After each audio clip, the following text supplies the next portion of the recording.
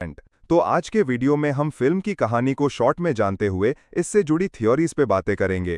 तो मूवी के शुरुआत में हम एक फैमिली से मिलते हैं जो कि कंट्री साइड के एक फार्म हाउस में रहते हैं। फैमिली में माँ और दो बच्चे हैं, जहां माँ का नाम है रमोना, बड़े बेटे का नाम है टेलर और छोटी बेटी का नाम है एनी। शुरुआती कुछ सीन्स में हम समझ पाते हैं कि रमोना और उसके लेट हस्बैंड डेविड इस जगह को बड़ी मेहनत और प्यार से रेनोवेट किए थे, लेकिन थोड़े टाइम पहले एक कार एक्सीडेंट में डेविड नहीं बच सका और रमोना खुद भी इतनी इंजर्ड हुई है कि उसे चलने के लिए भी वॉकर का सहारा लेना पड़ता है। हम ये भी समझ पाते हैं कि एक्सीडेंट के दौरान डेविड ही कार चला रहा था और गीली सड़क की वजह से ये एक्सीडेंट हुई थी। तो अब क्योंकि रमोना फिजिकली और मेंटली बहुत ज्यादा हर्ट थी, तो हम उसे घर संभालने में स्ट्रगल करते हुए देखते हैं।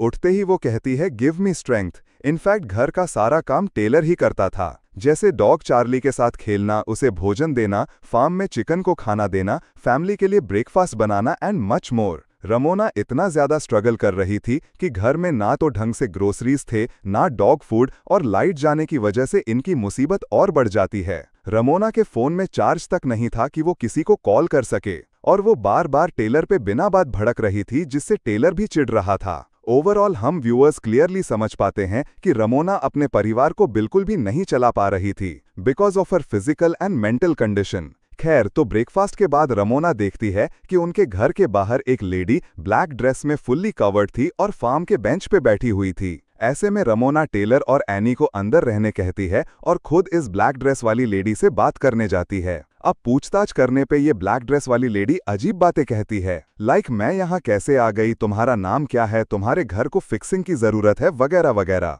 लेकिन चीजें क्रीपी तब हो जाती है जब ये लेडी रमोना के ब्रोकन लेग और टूटी कार को देख के ये गैस कर लेती है कि कार एक्सीडेंट में उसका पति खत्म हो गया था। इतना ही नहीं, वो रमोना को डिसअपियर होने कहती है। देन वो रमोना के बच्चों के बारे में कहती है कि वो खाने लायक पक गए हैं, और फाइनली बार बार रिपीट करती है कि today is the day Ramona, you called me and I came. ये सुनकर रमोना डर जाती है, और यहाँ हम वसु उस लेडी का हाथ खून से सना हुआ देखते हैं, इंडिकेटिंग कि वो इनके घर के चिकन को समाप्त कर दी है। अब रमोना भाग के अपने कार की ओर जाती है ताकि कार ऑन करके वो अपने फोन को चार्ज कर सके एंड देन पुलिस बुलाए, लेकिन रमोना का कार ऑन नहीं होता और इसीलिए वो गराज से टॉर्च लेके घर के अंदर आती है। घर पे बच्चे रमोना से इस ब्लैक ड्रेस वाली लेडी के बारे में पूछते हैं, लेकिन रमोना इन्हें कुछ नहीं बताती। नाउ ऑफकोर्स टेलर को शक हो चुका था और वो अपनी माँ से कठिन सवाल पूछे जा रहा था। ऐसे में रमोना बहुत अजीब बिहेव करना शुरू कर देती है, लाइक कप को पटक के फोड़ देना, अपना टेम्पर लूज करना।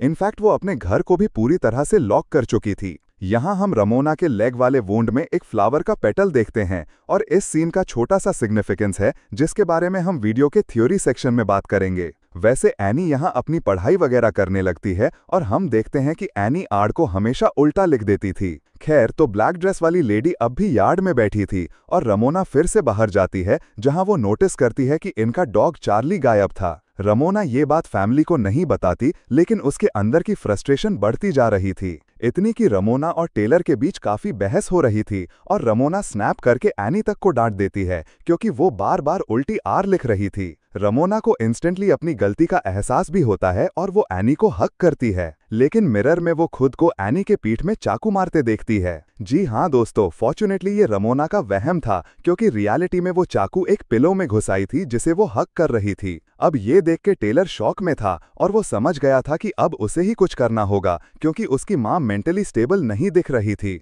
ऐसे में जब एनी को थोड़ी चोट आती है और रमोना उसके साथ बिजी हो जाती है मरहम पट्टी करने में, तो टेलर चुपचाप घर से निकल के कार लेके पड़ोसी फार्म तक जाने की सोचता है। But as we all know कि कार ऑन ही नहीं हो रही थी, और ऐसे में कुछ देर बाद रमोना टेलर को घर के बाहर पकड़ लेती है। इस बात पे एक बार फिर रमोना और टेलर के बीच कहासुनी हो जाती है, और इस सब के दौरान वो वुमेन इन द यार्ड उसी जगह पे बैठी हुई थी। टेलर को इस पॉइंट तक ये भी पता चल गया था कि उनका डॉग चार्ली गायब है और रमोना इनसे कुछ तो छिपा रही है। तो हाँ, टेलर के लिए अब तक पानी सर से ऊपर जा चुका था और वो भाग के एक कमरे में जाता है ताकि वो अपने पिता का गन निकाल सके। रमोना उसे रोकने की कोशिश करती है और इसी अफरा तफरी के बीच हम वुमेन इन द यार्ड को घर के और भी करीब बैठा हुआ पाते हैं। अब इस पॉइंट पे टेलर को गन मिल जाती है और वो गन लेके घर से बाहर निकलता है। देन वो वुमेन इन द यार्ड को अपनी प्रॉपर्टी से जाने को कहता है। इसके जवाब में लेडी डरती नहीं है, बल्कि ब्लैक वेल हटा के अपना चेहरा दिखाती है और वो बोलना शुरू करती है कि टेलर कि माँ रमोना उससे झूठ बोली है।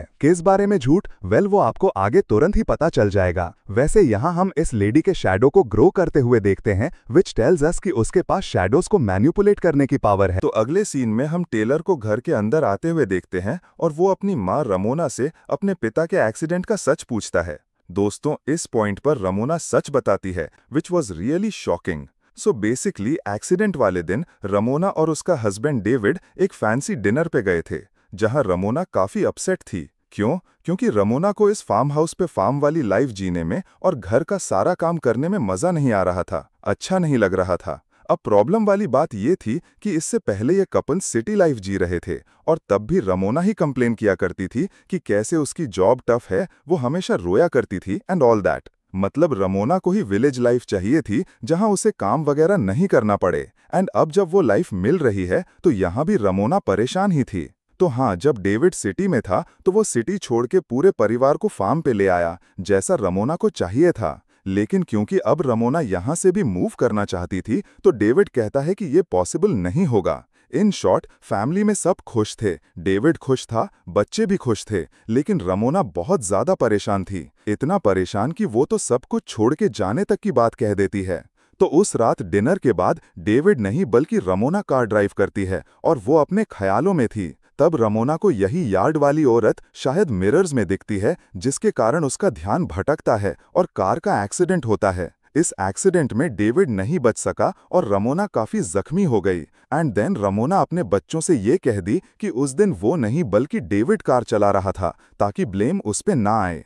तो दोस्तों, अब ये जान के टेलर काफी टूट चुका था और इसी दौरान वो ब्लैक ड्रेस वाली लेडी अपनी शैडोज के पावर से पूरे घर को हिलाने लगी थी एंड शैडोज से घर का सामान इधर उधर फेंकने लग गई थी। हम देख पाते हैं कि ब्लैक ड्रेस वाली यार्ड वाली वुमन का शैडो पूरे घर पे आने लगा था और इसीलिए Ramona along with Annie and Taylor जाके एटिक में छिप जाते हैं। एटिक में भी ये लेडी विंडो वाले लाइट की शैडो से एनी को खींचने लगती है, लेकिन एन वक्त पे टेलर विंडो को कवर कर देता है, जिससे शैडो बनना बंद होता है। नाउ एट दिस पॉइंट ये लेडी टॉर्च की लाइट्स वगैरह फ्लिक करके इन्हें डराती है और इन दी एंड रमोना पे हावी हो जाती है। सिचुएशन ऐसा आता है मानो वो लेडी रमोना के साथ काइंड ऑफ मिक्स हो गई है एंड देन वो कपली एनी की तरफ बढ़ती है। एट वन पॉइंट ये वुमन और उसकी गोस्टली शैडो एनी को हग करती है और अगले ही क्षण एनी गायब हो चुकी थी। जी हाँ दोस्तों, टेलर अब अकेला था, लेकिन तुरंत ही हम रमोना को वापस आते देखते हैं और ये दोनों मिलके एनी को ढूंढना शुरू करते हैं।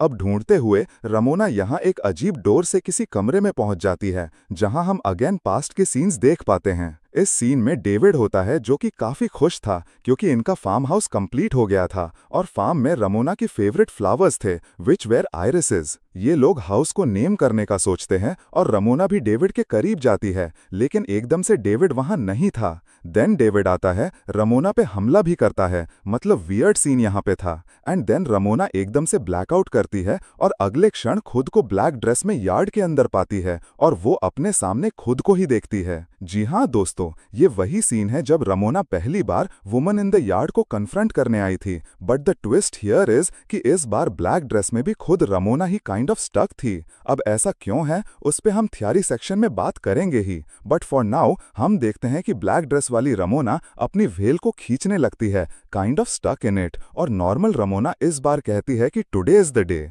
यहाँ सीन कट होता है और रमोना वापस से खुद को अटैक में पाती है, जहाँ टेलर और एनी दोनों मौजूद थे। नीचे जाने पर रमोना के सामने वो वुमन इन द यार्ड फिर से आती है और रमोना गन दिखा के उसे धमकाती है। अब दोस्तों, इस पॉइंट पे वो वुमन कहती है कि रमोना खुद ही उसे बुलाई है। हर सुबह रमोना कहती थी ना कि give me strength, but the question is कि उसे क्या करने के लिए स्ट्रेंथ चाहिए।